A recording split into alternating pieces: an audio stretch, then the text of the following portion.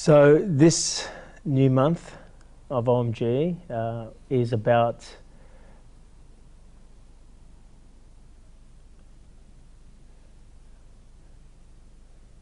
meaning and purpose. Now, meaning and purpose is a very powerful month of OMG. I was originally saving it for the last month. I always knew I was going to do this one as a final month. This is not the final month, but this is what I felt that was current. And that's the feeling I get. It's like that. This is current. So this is what we speak about now. And I didn't know what the final month is, but I knew it was around this topic. When I say this topic, I don't have the label of the topic, I don't have the name, but I have a feeling of what the final month will be.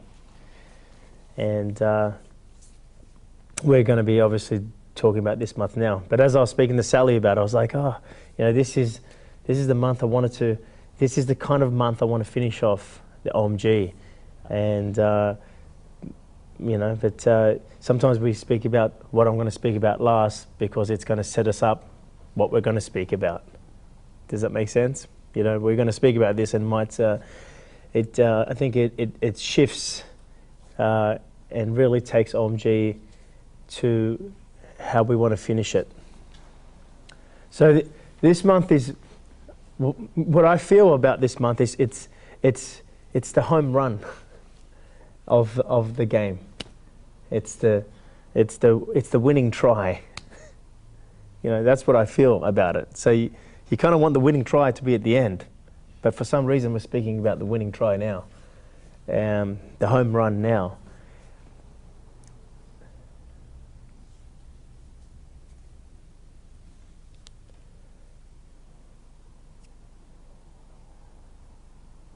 Because I feel, grasping what we're about to speak about right now, it really delivers what we've spoken about in the last 8-9 months in a little package.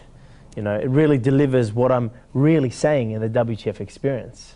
I always say that in the WTF experience I'm speaking, but there's a couple hundred people in front of me listening, and there's a couple hundred different versions of what I'm actually saying.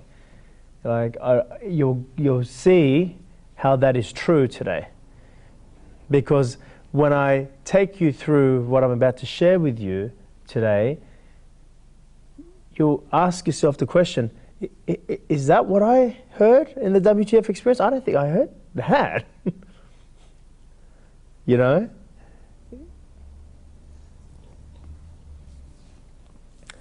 So there's the seriousness side of what we're here to speak about today, meaning and purpose.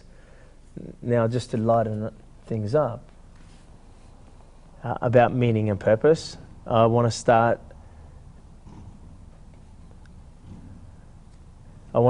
with a little story. And this story is about a lady who came into my WTF experience in Auckland, New Zealand. And at the very beginning of the WTF experience, I asked a few people, from stage, why did you guys come here? What brought you here today? Always interesting to know, what brought someone to that program. And, a few people put their hand up, and this lady was very strong, dominant. She was a very strong, dominant Russian woman. I was like, all right, why are you here? She said, I'm here to find my pupus. And I was like, great, thank you. She goes, no. She had something more to say. I go, yes. She goes, are you going to give me my pupus? I said, no. She goes, well, why am I here for then?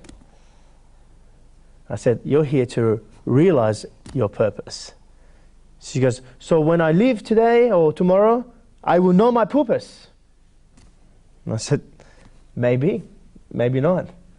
you know, and me having the realization as I'm saying this, that purpose has nothing to do with what she does. Purpose has nothing to do with what you do. Purpose, as we've spoken about many times in previous OMGs, is in who you are. You then give purpose to what you do, which we're going to expand on today and have a conversation about that.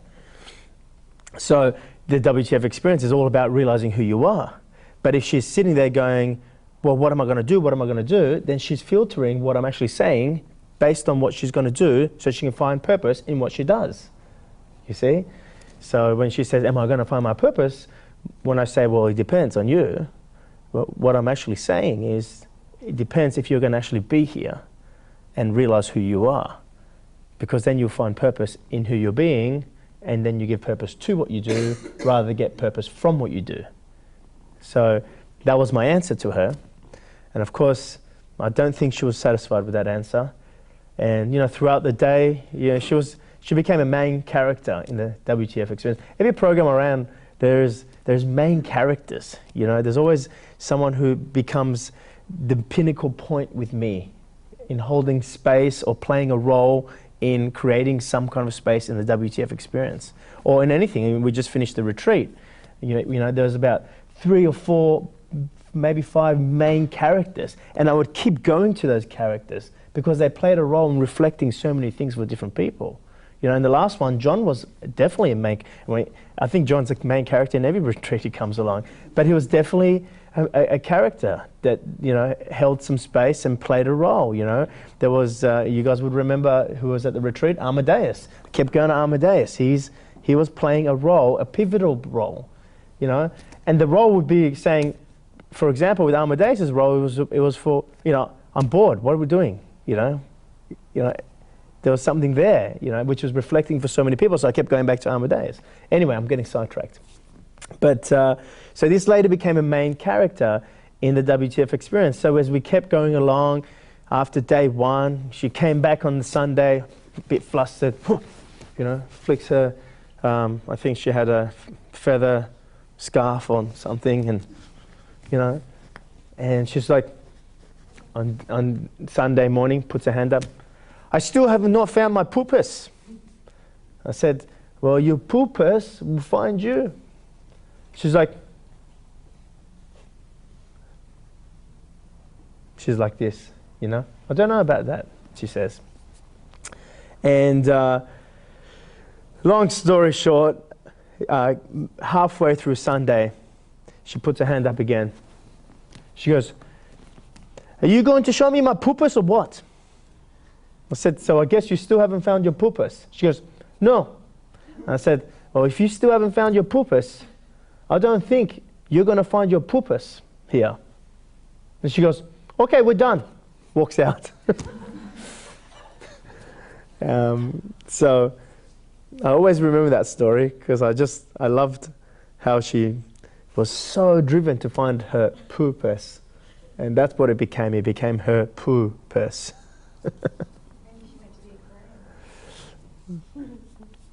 So that's, I thought it was an interesting story to share with you guys about this lady storming out because she didn't find her pupus at the WTF experience, because she was looking for her pupus in what she was doing. What do I need to do so I can live purposeful?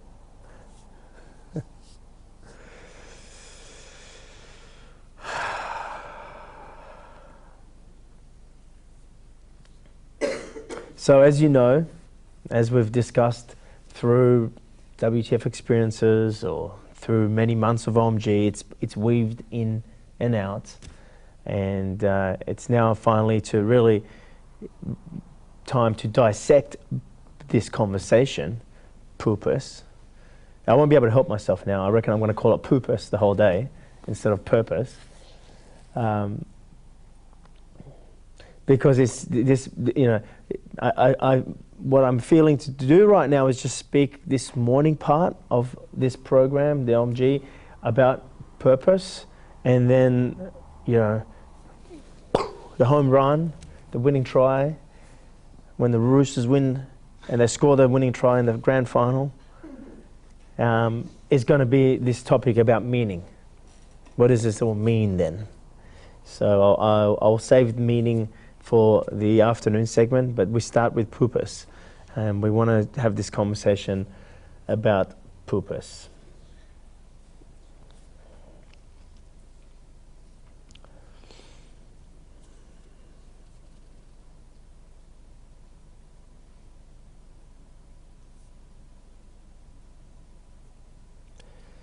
So what do we know about pupus?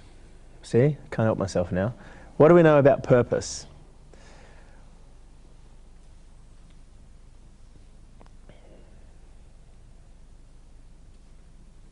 Let's start with that first comment. Purpose is not in what we do. Purpose is in who we are.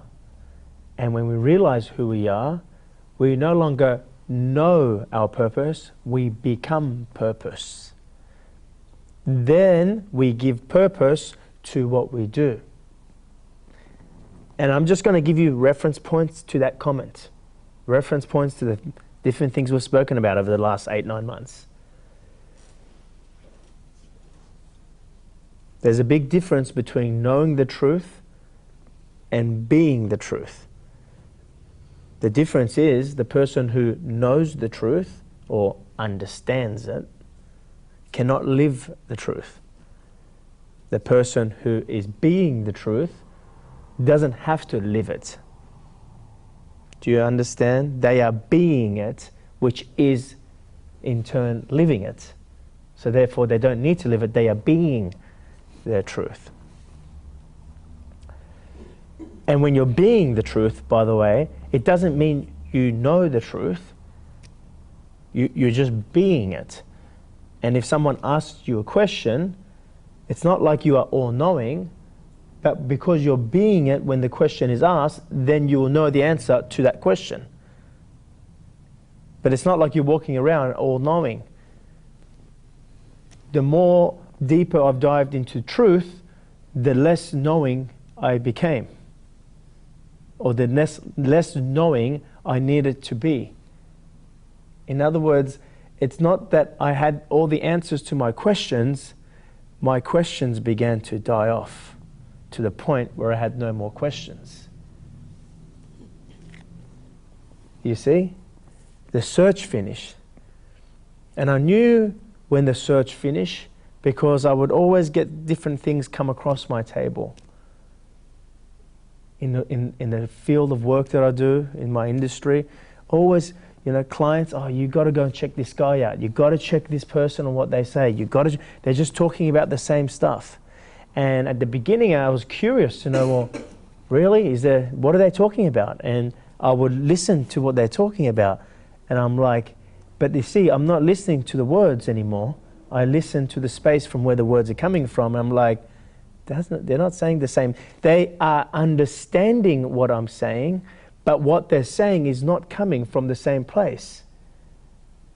And soon enough, my curiosity started to die down. And when people said, you got to check this out, you got to read this book, you got to read this new meditation, you got to look at this, you name it, it keeps coming across my desk. And people think I'm really interested. And at first I was like, well, I'm creating this, let me check it out. After checking it out for you, I realized, no. And I realized the curiosity died. And my reflection changed. No one now comes across and goes, you got to check this out. It stopped. It stopped in the last 1 year, I reckon. And I knew the questions died because I knew that there was no more answers for me. No more answers. Why was there no more answers? Because I had no more questions. It's not because I'm better than what everyone else is saying. I had no more question. I'm not looking. I'm not searching. So the questions, or these references to what other people are saying, and died down. They all disappeared. It was either, teaming up with other people and bringing change to the world, or learning from other teachers and speakers. It all died down. And I knew that right there, I had no more questions. And every time I've had questions now, okay, if a question did arise, and from time to time a question may arise, right? I don't go and look for the answer to the question. I already know I have the answer.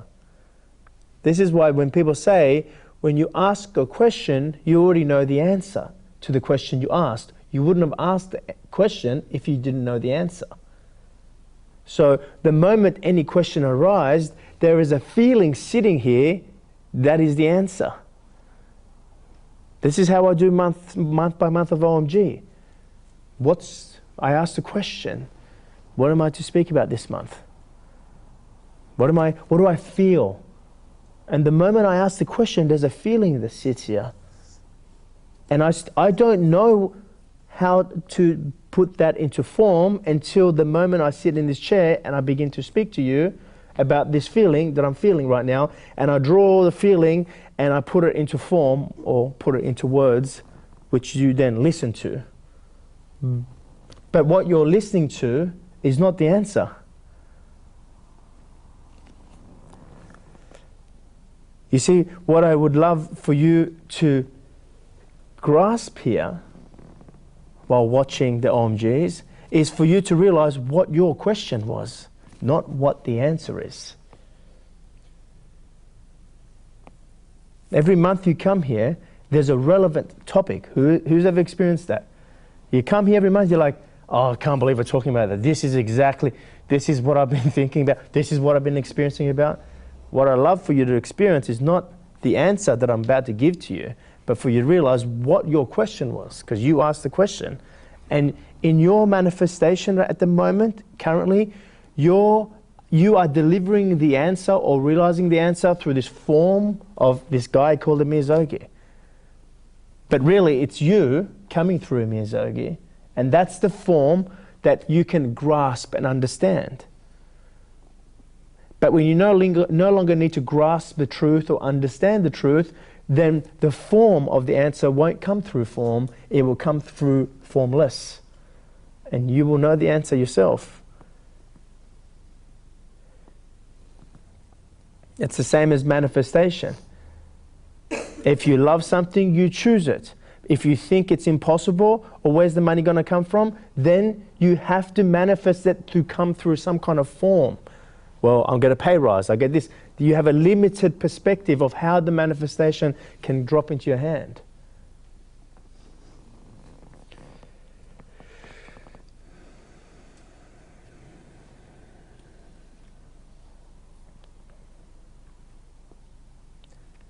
So, back to pupus.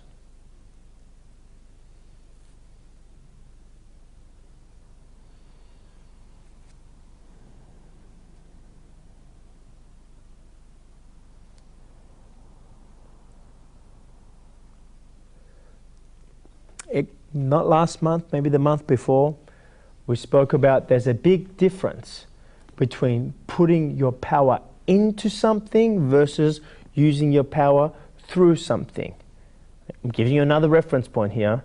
You make the associations to what I'm saying. There's a big difference. Who remembers that? Putting your power into something versus using your power through something. What's the difference? The difference is when you're putting your power into something, you, okay, when I say you as the identity, are reaching out or using a power that's not yours. It's part of yours, but, this is the term when you use the thing, I'm putting it out there.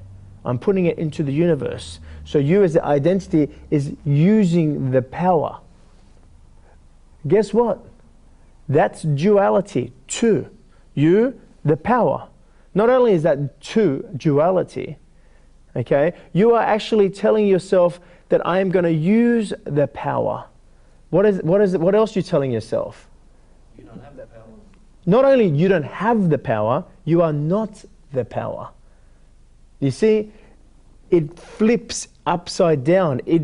it's reversible. It's the opposite, however you want to call it, 180 degrees opposite. If you realize the truth, you are the power and you're using yourself as form.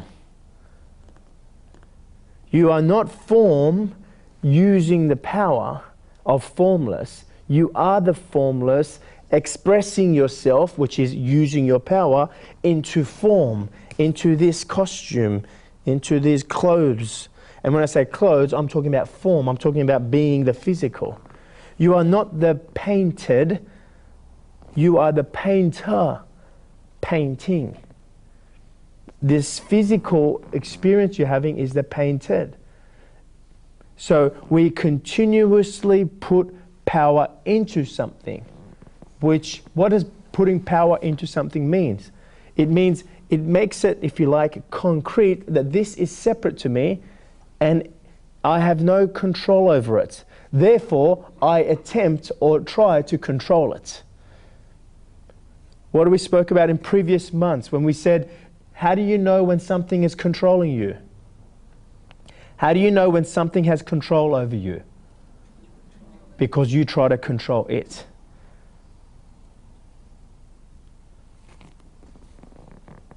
Reference points.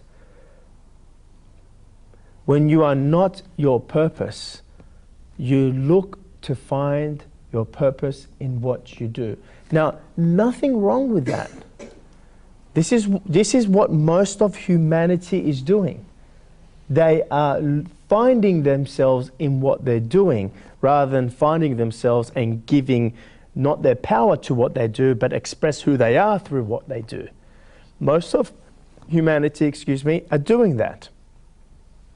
And the ones who are not doing that are not aware or conscious that they're not doing that. It's like when someone's in the flow, they don't know how they got there.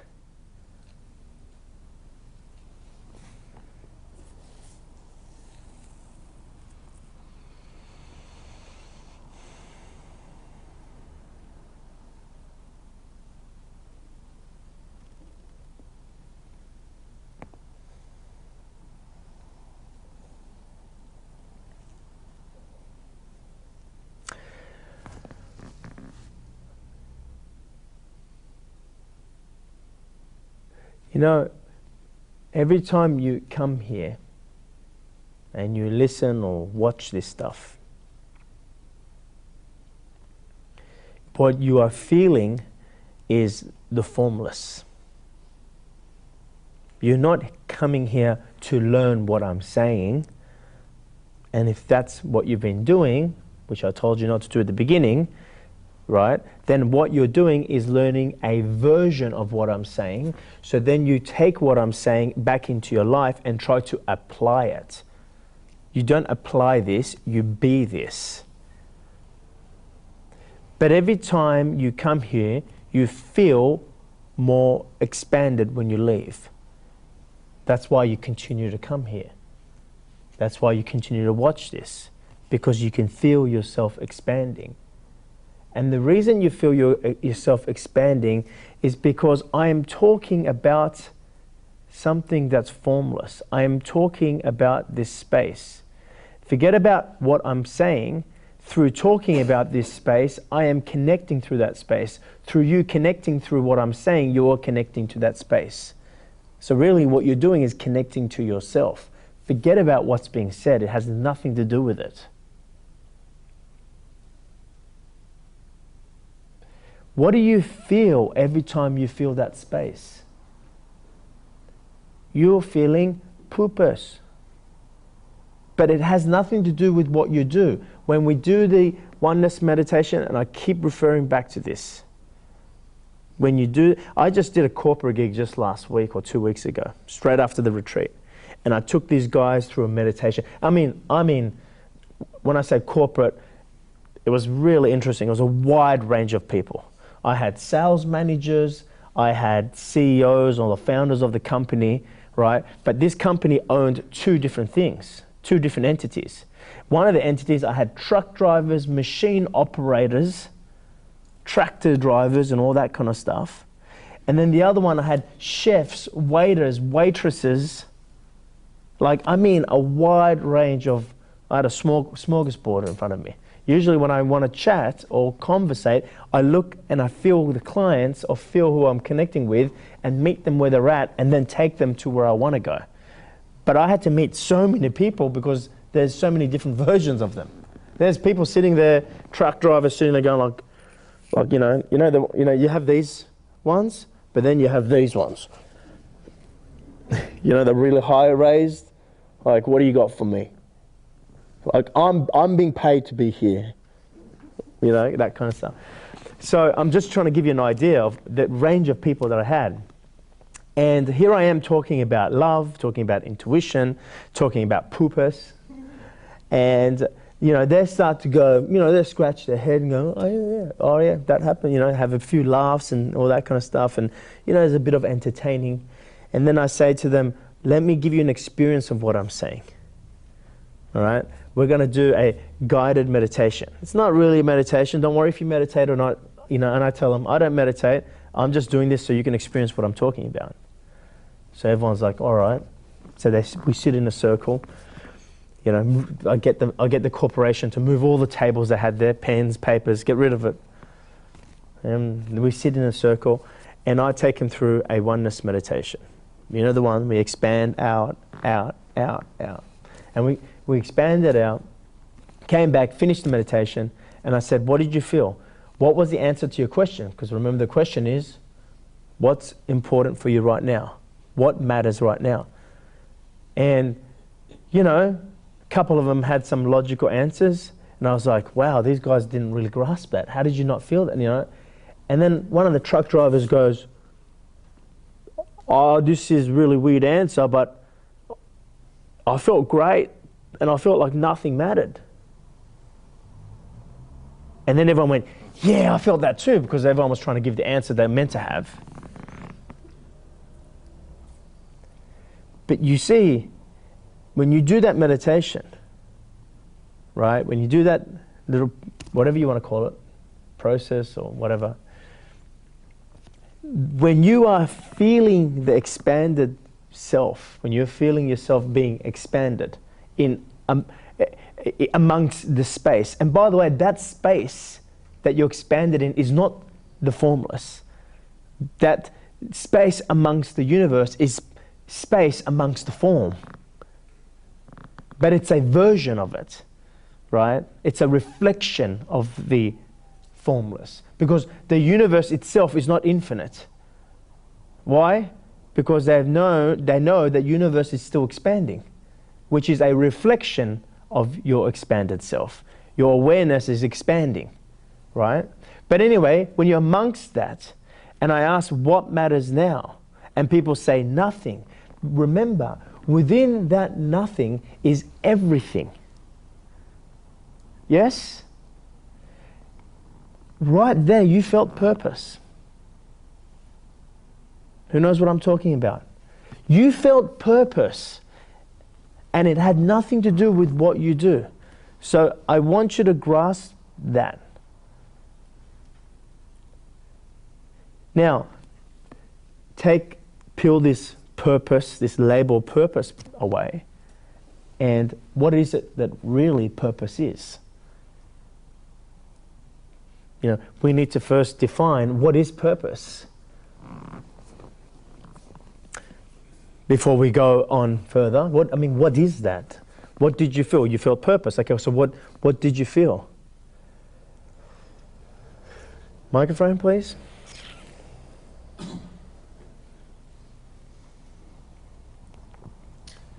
Being.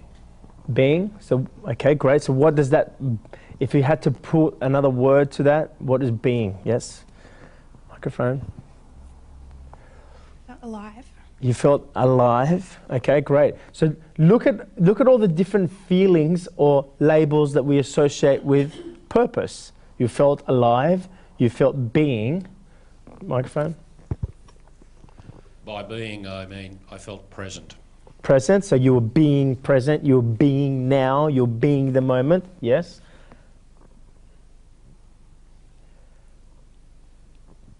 Monty, you felt love. So really, it's not purpose, We go back to love again.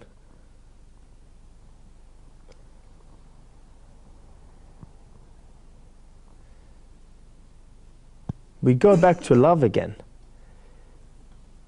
And it is when you feel love, right? And it's in the nothingness that you could feel love. And it's not the human-made love, it's love that's infinite. So purpose is in the infinite love of who you are. It is not in what you do. It never is.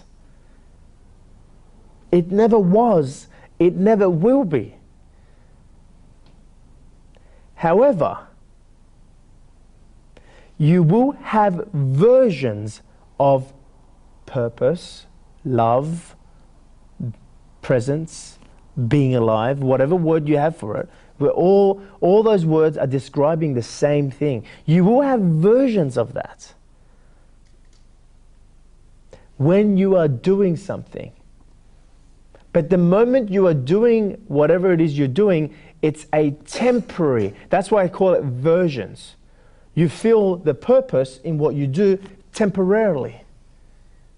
And in order for you to continue to feel the purpose in what you do, you need to keep going and doing that, and keep doing it at a larger scale, which is a reflection of your expanded self. You think you got to do it in form, in a larger scale. In other words, the bigger carrot that gets dangled in front of you, in order for you to continue to feel purpose. You see, that's why I say it's a version of it, because it's not yours. You got to keep chasing it. One of the biggest things that people get from the WTF experience, the most impactful things they get, the immediate things, is to do what they love to do. And it shifts their life immediately, and to be themselves. Now those two things, it shifts people's lives. And as they go along, there's a next phase. Because when they start doing what they love to do, they love it. And why? Because they're now they're experiencing their purpose, and they're experiencing who they are in what they do. So then they become a slave to keep doing that. And they have to keep doing that in order to feel that aliveness. Do you see why I'm saying it's a version? So when someone starts to do what they love to do, it's a great step. But there's more work to do. And they have to go down that road, and they grow their company, grow themselves, grow their family, grow whatever it is they love, right? They're growing because what they really want to do is expand their love. But when they're doing it through form, they're growing the form of it. And they want to do more and more and more and more. In other words, they're chasing the carrot. And then they realize, holy shit, I'm doing the same thing as I was doing before. Although I'm doing what I love to do, not what I need to do, but I'm now become a slave to doing what I love to do. So I'm still a slave. And then they go, hang on a sec, there's something deeper. There's still something more. Maybe I'll go back to that OMG program that he was talking about. And the people come back around and go, all right, what do you know? It's the same, my same journey. My mum has been raising me this way the whole way. And then as soon as I found what I love to do, I just went and dedicated myself to it. And I loved doing it. And my mum said, stop working so hard. Stop working so... Life is split in three. 24 hours sleep, 24 hours play, 8 hours play, 8 hours sleep, 8 hours work. Don't do any more than 8 hours. I go, Mum, but I love it. I don't care. I'm doing 16 hours. Then she goes, okay, go do it. And I loved what I did. And I was enjoying it. But then I got to a point where I started to realize, oh my God, I'm still on a treadmill. Yeah, I love what I do. Yeah, I found what I love. Yeah, I'm finding my purpose. But that's not my real purpose. That's the light that's coming through the blinds. I'm experiencing the light that's coming through the blinds. I'm not experiencing being the light still. I'm experiencing a version of purpose, because the true purpose, or life, aliveness, love, presence, whatever word you have for it, the true essence is not temporary.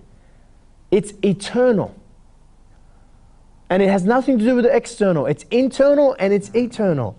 It's not just sometimes you experience it. You experience it at all times. It's not based from what you do, or what you have, or what you not do, or what you don't have. So I knew that now, although I've got a step closer to who I am, and being alive and being fulfilled in life, there's still something missing. Because now I'm doing what I love to do, but I'm still a slave. I'm still on the treadmill.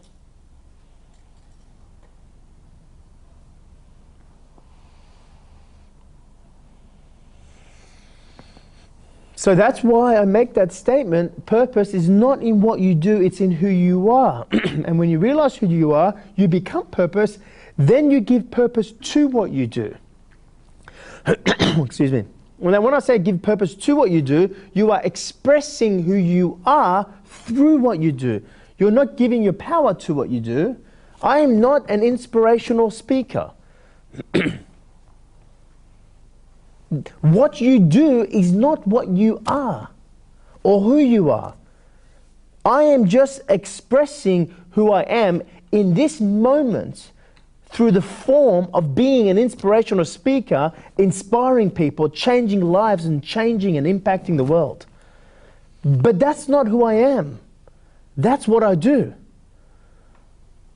Think about it. When you go to a party or a function, what's the first question someone asks? One of the first questions they ask, what do you do? What's your name? What do you do? Because what you do can be measured. Who you are cannot. It's infinite. What you do can be measured. So the moment you say, I am a stockbroker, how long have you been doing that for? Right there, they're measuring your bank balance, your status, what kind of possessions you have, your lifestyle. They're like going, putting you in a category and going, that's who you are. And then they go, oh, I've been doing that for longer than you. I've probably got more money than you. And that's what they're doing. Most people, they're actually not interested in what you do. Because if they were really interested in what you do, they would ask who you are. Who are you? Now that question, it seems so alien. Can you imagine going out to a function and going, who are you? What do you mean, who am I? I am Alexandra. Can't you see my name here? The second. I come from a family of, Now, sure, you won't ask that question, who are you? It's not the kind of question, but there is questions that come from that space where you want to know someone. Who are you? It's like that movie Avatar. Every time they saw each other, how would they greet each other? They put their hand on each other and they say, I see you. I see you for who you are. Not what you do, what you've done, what you're going to do.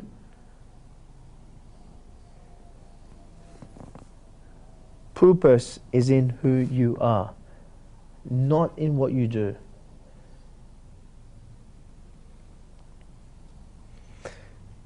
You know, one of the biggest traps, and I talk about it all the time, one of the biggest traps is that when you realize who you are, you begin to express.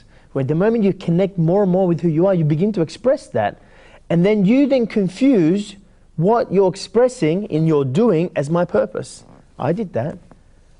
I began to connect and dive and study and self-realize who I am. And as I began to express that through my writings, coachings, and speakings, then I started to perceive, not that I realized, then I started to perceive, oh, I am an author, I am an international speaker, I am an inspirational speaker. That's who I am. That's what I do. And then I would lose who I am in what I do. And then I would go, and that's what I'm talking about. Because it stops flowing. And you took a part of yourself out, and you've got this part. Now you're trying to grow this part in what you do and what you have, in your status, in how many books you sell, and how many people on your mailing list, and how many people follow you, and how many people freaking know you. And then you're like, oh, something's missing still. What is it? Well, you took the pupus, yeah, and you took a part of it. Rather than keep letting it flow out, you try to contain what came out and you try to hold on to it. And guess how you hold on to it?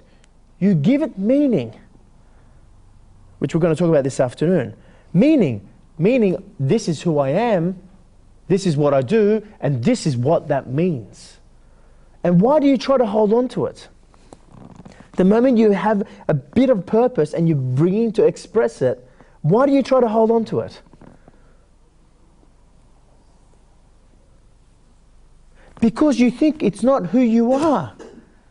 You can feel it flowing through you. You don't know that that flowing through you is who you are. Because you don't think it's who you are, you want to hold on to it and you want to keep it. You want to contain it. You want to put it in a box and identify with it. This is who I am. This is my status. This is my credibility. And that way you get to control it. No, you don't keep it. The moment you keep it, you lose it. Do you know what I'm really saying? The moment you try to keep your power, the expression of your power, the moment you try to keep, you've lost it. It's gone.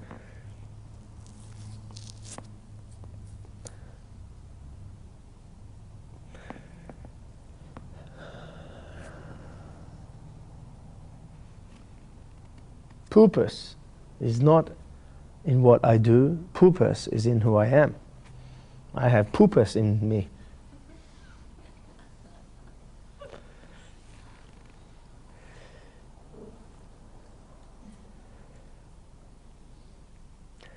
I was speaking to you a moment ago about every month you come here and you feel your purpose. You feel who you are. You feel the purpose and who you are in the nothingness. Within the nothingness is everything. Every time you come here, you feel it. You feel more and more of who you are. And then every time you keep coming back here, your capacity or the space that you have to feel who you are becomes expanded. So then you feel more of who you are. The more expanded you are, the more you're feeling who you are right now. Not in the words I'm saying, but the space that's created. So let me give you a little metaphor, analogy, if you like, of what I'm saying. You know, when I speak about that, it's just, okay, just wanted to touch base with the time. You know, when we speak about that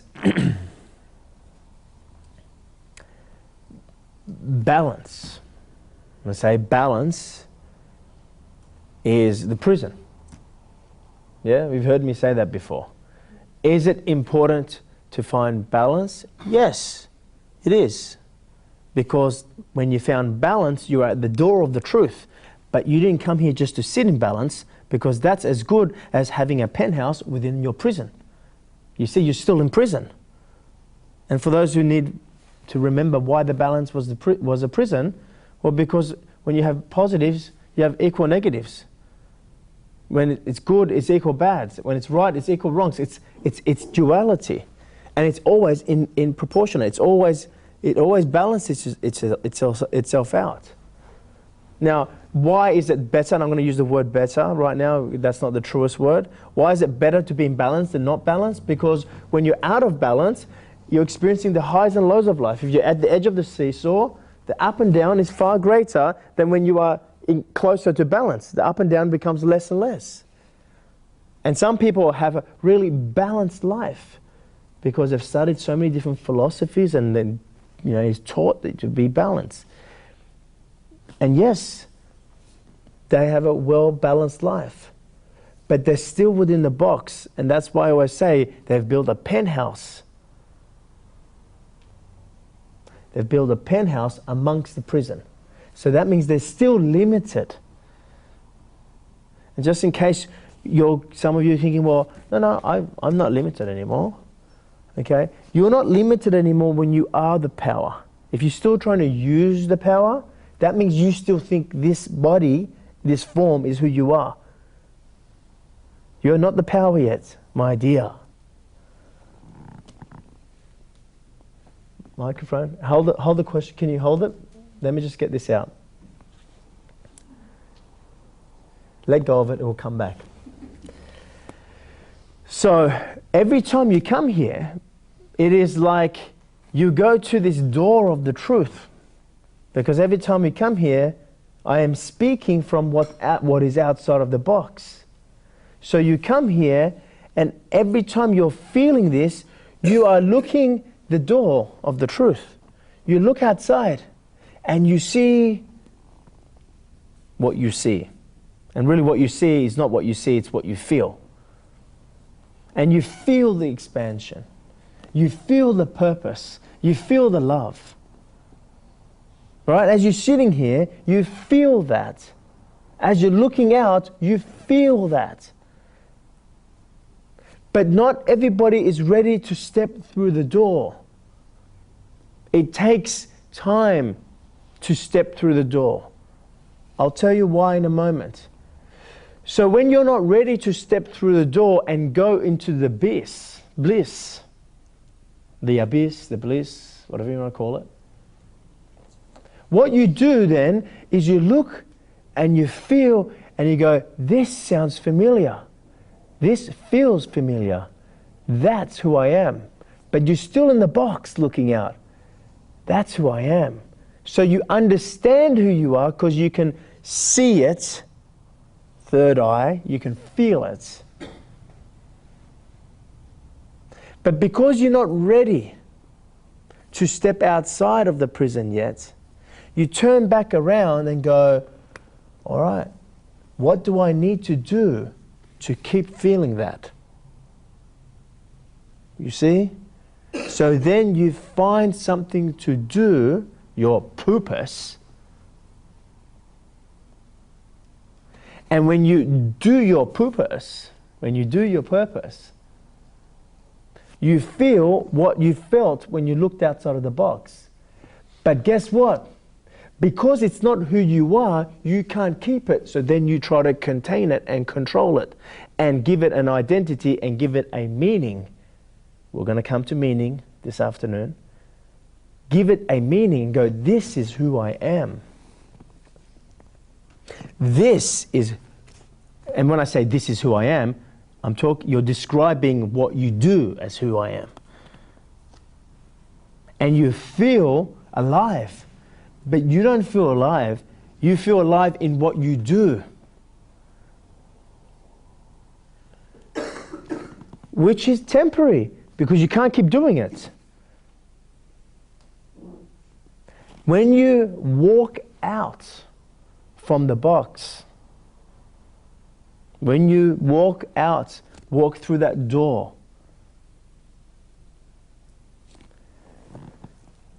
you become your purpose. It's like the drop walking out of the bottle. We talk about this in the WTF. The drop walking out of the bottle that's floating in the ocean. What happens? You're no longer the drop, you are the ocean. You're no longer doing something to feel your purpose. You become purpose.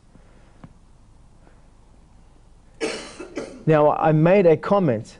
When you're ready to walk through that door, why are you not ready to walk through that door? We'll come to that in a moment. Can someone note that? Why do people, or what does it take to walk out of the door? Can we hold on to that? Because I want to come to this question and we'll pick up from there. Why do you not walk through the door? So, question. I don't know if this is a question or is it on? It's on. Or a statement, and maybe you've already said it. But so to answer, the closer you get to your purpose or who you are, the less you can answer, who are you? Because then you don't have tags and labels and things to put on that answer. Is that correct? That's correct. That's correct. When I say you don't label who are you in form, but you know who you are. Okay? So you come to some sort of realization, knowing. And the knowing is the feeling, just like and I use the intuition sometimes to describe that to people, where they go, I feel to do this, or I feel this is going to happen, and someone goes, how do you know that? Because they say, I know. And they go, how do you know that? And they go, I don't know, but I just know. And you can't answer the You question. can't answer, So but you you know. can never answer. When you're there, you can never answer the questions. Well, really. you can never answer it in finite, because when you're infinite, the moment you describe it in finite, it's now a version of it. It's not it. You just know. You're just being it, okay? But the moment you try to look at who you're being or what it is that you're being, you lose it.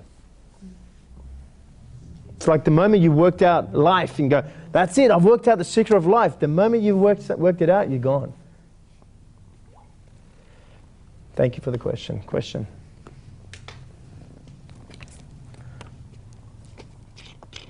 So, you say when we go to the OMGs, we're sort of getting through that door and we're just having a little look out and saying, yeah, this is it. Yeah, I totally know what you mean. I'm doing that all the time. I'm looking out the door and sometimes I'm going back inside and saying, no, I'm quite comfortable here. I know that you say it's not really about what you do, but I think when we're in the box, there is stuff we can do to sort of remind us to, hey, look outside the door. Yep. Totally. There is. What is it? Hey? What is it? There's so many different versions of what you could do to keep remembering of what's outside the box. And they're just our versions. Some people meditate, some people pray, some people bring their attention to this moment. Every time you bring yourself to the now, you are at the door. And in the now, you can feel your intuition, you can look outside and you can feel the certainty, you see? And that's what when I talk about this, you know, just to give you another link, all right? Finding the certainty in the uncertain. Because when you look out, all you feel is uncertainty, right? Because what you're feeling is infinity. It's infinite energy. Infinite energy is not one certain thing. It's all certain things, which makes it uncertain. But the feeling of infinity gives you a sense of certainty. So you're finding certainty in the uncertain. You're finding, you know, within the nothing, because when you look out there, you find nothing, right? But when I say nothing, you don't find labels or judgments or meanings. We're going to be talking about that this afternoon. There's no meaning out there. So when you're looking out there, it's meaningless, right? That's why you're like, well, hang on, I'm all about meaning. I'm all about labeling and identifying. If I go out there, I think I will lose meaning. I will lose my identity. There's a lot that you lose when you step out there. And not everyone is prepared to lose that yet. Because Boyd can't go out there and be infinite Boyd. Because the moment Boyd goes out there, there's no more Boyd. Because there's only one. Like, do you understand what we're talking about here? The moment you step, and it's your choice. Every single one of you choose the moment you step out there. And I'm not talking about death. That's not what I'm talking about. Okay? Or if anything, death of the ego, and like they talk about in spiritual teachings, they say you got to die before you die. Right? Yes, that's what we're talking about. But you came here to be alive while you're supposedly alive. Do you understand? So the moment you walk out there, everything you know is gone. Past, future is gone. Labels is gone. I think I mean, when you were saying all the things you can do, I mean, as soon as you said you can be in the now, that sort of just went bam with me. I'm like, yeah, that's when there is no this, that, there. It's just now. Yeah, cool. Yeah. So, you know, what we're talking about there, that is the fear. Because the reason you have fear to step outside is because you have an awareness of who's looking outside. You think it's you that's looking outside. You don't know it's the ocean that is looking outside. You still think I'll come to you in a moment. You still think I am looking outside. So therefore, I as the identity, not I as the infinity, I as the identity is not willing to go outside, because if you go outside, there is no more I as the identity. There is only the I as the infinity, which is all that there is. Like we've spoken about in previous OMGs, there's either infinity or there's finite. You can't have both. If something is infinite, then that means that's all there is. That's why I make the statement, love is all there is, all else is your judgment of what is. It's either infinite or you have this finite experience, this duality experience. You cannot say, I'm finite, but then I have an infinite self. Well, that's not infinite. If you exist, if you as the finite exists, then you as the infinite does not exist. Because there can't be infinite, which is only one, and you as finite, that's two. So you can see every time you're coming here, you're feeling. I'm speaking from out there, so you feel out there. You think you're understanding it, but it has nothing to do with understanding. Every time you come, you're preparing yourself for one day to walk out there. And only you choose. But every time you walk away from this circle or from these videos, you'll go back into your life and you try to apply or replicate the feeling you have in here in form. You can't. It's finite. You express the feeling of who you are through form. You don't find it in form. You won't find your purpose in what you do. Your purpose is in who you are. Then you express your purpose through what you do. You're giving purpose to what you do, through what you do. You see, you try to go back in the finite experience and try to find this feeling that we are talking about, or this feeling that you are sensing. You try to find it in what you do. Well, if I get a peaceful home, then I can feel that peace. I just need to move home. In thinking, peace has got to do with your surroundings. The peace that you're feeling is in who you are. What's it got to do with your surroundings? If I can just do what I love to do, then I can keep feeling what I felt, because I felt so much love there. So when I do what I love to do, I feel that. So then you think the answer is to do what I love to do. Yes, in the prison, you're still doing what you love. That's great. Because then you're feeling more and more of who you are. And as you feel more and more of who you are, you begin to let go of who you're not. And that's what the preparation is. That's why I say, do what you love to do what's true for you. You think it's so you can have a better life. No, it's not so you can have a better life. It's because you're connecting with who you are. You're getting familiar with the feeling of who you are. And the more you feel that, the more you're prepared to walk through that door. The more you're familiar with your limitations, and your familiarity comes from what you do, the less you're willing to walk out through that door, because to walk out through that door, you've got to give up everything. Everything. And look, that will make sense this afternoon, because right now you're going, what do you mean I have to give up everything? And I'm not talking about, oh, you have to go give up all your possessions, and you know, some people go and do that. It's not what I'm talking about. You're giving up everything you're given meaning to. Because you can't go and walk into the meaningless, right? And I can't describe this in a truer word, because the moment I say meaningless, you're going, well, what do you mean it's meaningless? Right? You're going to struggle. I feel you will struggle. Every time I say meaningless, you're going to go, well, what do you mean meaningless? But if I can give you another reference point that you do get, right, it's when I say it's nothing, but within the nothing is everything. Everyone can go, yeah, I get that. Because within the nothing, where nothing matters, where there is nothing, I feel everything. I feel connection with everything. Not only do I feel connection with everything, I feel that I am everything, and I am in all places. That's what you feel. But that's in the nothing. Well, another word to describe the nothing is the meaningless. Because the moment it's something, it has a meaning associated to it. Can you see that? So to walk into the meaningless, you have to give up everything that means something to you. Hello. Welcome to what you're really facing.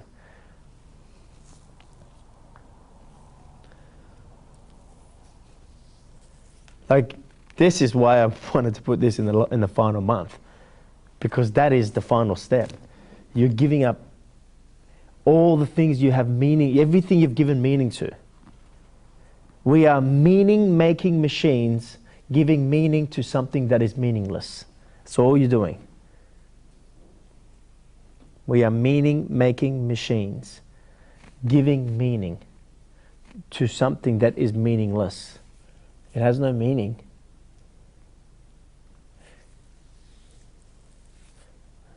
Okay, I've got to stop myself from talking about meaning because I'm going to go into it.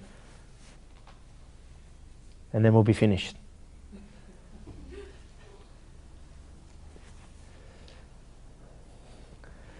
Okay, yes, sorry.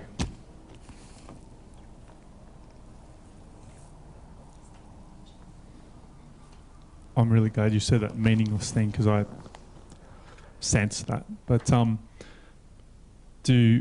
how are you through the window? What would that mean for you if I was? Or are you in or out of the window? Or is this just my perception wondering if you're in or out of the window, and it doesn't matter because this is my journey and it's about... So answer that question. What does that mean for you if I was? I guess as a separate identity, it would mean, as my journey continues, I could also look to be outside the window or walk through the door. As I'm speaking to you right now, I am speaking from outside. So you're a reflection of me anyway. You are me. See, now what you're doing right now is trying to give meaning to it. You see? Because you want to keep what is right now. You want to keep it. And by keeping it, you give meaning to it. So right now you're like, so you're a reflection of me, and it just is what it is. Work it out, yeah. That's it. You know, the greatest thing, and this is going to be really powerful for you, because you do work a lot out of here, and you know, and you don't work out of here. You're actually very heart kind of person, but then you try to keep what you felt in your heart by giving it some kind of label or identity. So you try to. That's when you go, oh, I'm trying to work it out. You don't need to work it out. The reason you try to work it out because you want to keep it. Because you don't think it's you. Just stay in the feeling. One of the greatest things that's going to give you this month, if you can apply, I'm going to use the word apply here. If you can apply what I'm about to give to you throughout your month, is that you're going to get to a point of not needing to go and work it out in your head. Because the only reason you go to your head to work it out is because you want to give meaning to it. Yeah. I love that you just said that it is what it is. It just is what it is. But that's what that statement is. It is what it is, meaning it doesn't have any meaning to it. It keeps it down here for me, below the neck. Yeah, in your heart. All right, thank you.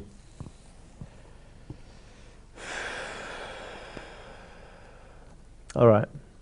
Any questions, comments, contributions?